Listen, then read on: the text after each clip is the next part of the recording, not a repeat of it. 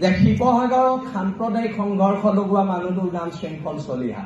মই ৰমু চলিহাৰ ল'ৰা, মই ইয়াত সাম্প্ৰদায়িক সংঘৰ্ষ হ'ব নিদিওঁ। সেইটো কথা মনত ৰখা উচিত আপোনালোকে। আজি ফৰিদ ইছলামৰ মোৰ এখন কাজিয়াত ৰংঘৰ চাৰিআলি সকলো মানুহ ওলাই আহি সম্প্ৰীতি নিদৰ্শন দিয়া নাই। তেওঁৰ মোৰ এখন ব্যক্তিগত কাজিয়া আছে। তাক সাম্প্ৰদায়িক কথা বতৰাবোৰ চিঞৰাটো ভুল কথা বতৰা হৈছে। অকল সংযম কিয় আমি হ'ব লাগে? মই যোনদিনালৈকে হিন্দু বাংলাদেশীৰ বিৰোধ কৰি আছিলো, যোনদিনালৈকে মই অনা অসমীয়া শ্ৰেণীটোৰ বিৰোধ কৰি ৰাজপথত আন্দোলন কৰি আছিলো, শৃংখল তেতিয়া প্ৰচণ্ড জাতীয়তাবাদী ল'ৰা। তাৰ পিছৰ পৰ্যায়ত যেতিয়া আমি সন্দেহযুক্ত মানুহৰ বিৰুদ্ধাচৰণ কৰিলো, শৃংখল তেতিয়া সাম্প্ৰদায়িক। এই কথা বতৰাবোৰ নহ'ব। শৃংখল সাম্প্ৰদায়িক কিয় নহয় জানে? মই সেইদিনা গুৱাহাটীলৈ যোৱাৰ আগত মোৰ স্কুলীয়া বন্ধু ৰিয়াজৰ খুব গা বেয়া। মই এইবোৰ কথা বতৰা ফেচবুকত দিয়া নাই, আৰু মই ৰিয়াজক লৈ ৰাজনীতিও কৰিব বিচৰা নাই। ৰিয়াজক ডিব্ৰুগড় মেডিকেলৰ প্ৰিন্সিপালৰ লগত কথা পাতি মই নিজৰ পইচাৰে এম্বুলেন্স ঠিক কৰি দি ৰিয়াজক মই নিজেই দাঙি এম্বুলেন্সত তুলি ডিব্ৰুগড় মেডিকেলত পঠিয়াইহে মই গুৱাহাটীলৈ গৈছো। সেইটো হৈছে শিৱসাগৰৰ সমন্বয়। এই কথা বতৰাবিলাক চলিব। আমি কম, আমাৰ মনত ক্ষোভ আছে, আমি আমাৰ কথাবোৰ কম। আজি না কংগ্ৰেছৰ কাৰোবাৰ লগত মোৰ কথা বতৰা হৈছে, না বিজেপিৰ কাৰোবাৰ লগত কথা বতৰা হৈছে, না ৰাইজৰ দলৰ কাৰোবাৰ লগত মোৰ কথা বতৰা হৈছে। মোৰ কথা বতৰা হৈছে জাতীয়তাবাদৰ ওপৰত। মোৰ কথা বতৰা হৈছে অসম নামৰ মাজনী কেনেকে বাচিব তাৰ ওপৰত। এতিয়া সংবিলাক অকল বেলেগৰে আছে নেকি? আজি মনিৰুল ইছলাম বৰাক আপোনালোকে সোধক শৃংখল চলিহা ঘৰ কেনেকে চলে। আজি যদি শিৱসাগৰ বিধায়কজনে কয় মই হিমন্ত বিশ্ব শৰ্মাৰ পৰা পইচা লৈছো, নিশ্চয়কৈ মোৰ ঘৰৰ মানুহৰ গাত লাগিব, মোৰ গাত লাগিব। শৃংখলে আজি এতিয়া কৈছে, শৃংখলে শিৱসাগৰত হিমন্ত বিশ্বৰ পৰা পইচা লৈ অসমৰ ইতিহাসৰ আটাইতকৈ কলংকিত মানুহজনক MLA বনাব লাগিছে। মই MLA বনাব পাৰিম নেকি? শিৱসাগৰ ৰাইজে MLA বনাব। মই পাৰিম নেকি কাৰোবাক MLA বনাবলৈ? আমি কাৰোবাক সমৰ্থন কৰিব পাৰিম, MLA বনাব নোৱাৰো নহয়। ইয়াত 1,20,000 30,000 ভোট আছে, সেই মানুহখিনিয়ে ডিচিশ্যন ল'ব। বাৰে বাৰে মোক যদি কৈ থাকে বিজেপিৰ দালাল, মোৰ তাত আপত্তি আছে। শৃংখল চলিহাই বিজেপিও নকৰে, কংগ্ৰেছো নকৰে। আমি জাতীয়তাবাদৰ কেঁচা তেজ খাই ইয়াত আছো।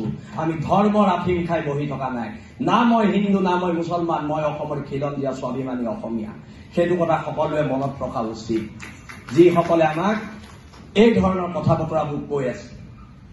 আজি প্ৰত্যেকটো ক্ষেত্ৰতে আজি এটা অভিযোগ আনিছে শিৱসাগৰ বিধায়কে যে শৃংখলে হিমন্ত বিশ্ব শৰ্মাৰ পৰা পইচা লৈ শিৱসাগৰত হিন্দু মুছলিম লগাবলৈ চেষ্টা কৰিছে।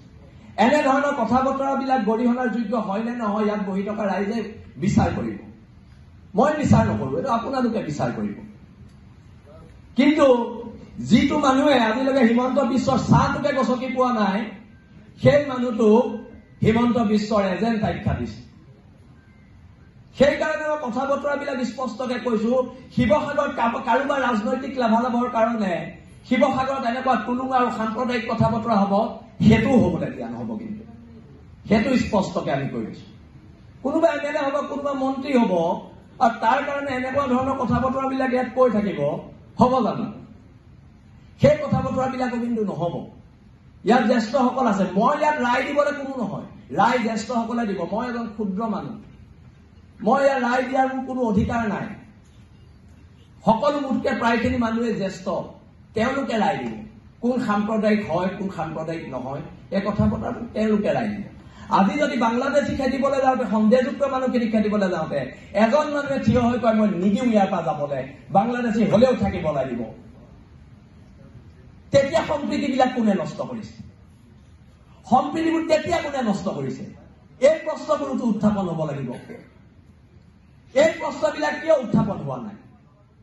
বাৰে বাৰে আমাক কৈ আছে আমি শিৱসাগৰত হিন্দু মুছলমানৰ কাজিয়াৰ এক পৰিৱেশ সৃষ্টি কৰিছো। আমিতো এনেকুৱা পৰিৱেশ দেখা নাই শিৱসাগৰত।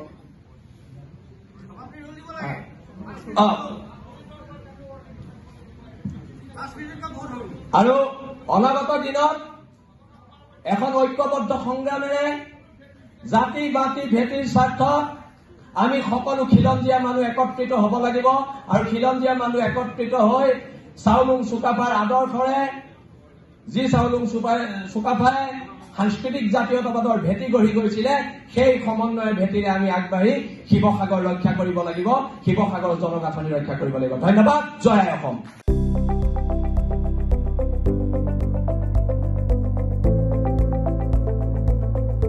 NB নিউজ, সহজ সৰল ভাষাত নৱভাৰতৰ কথা।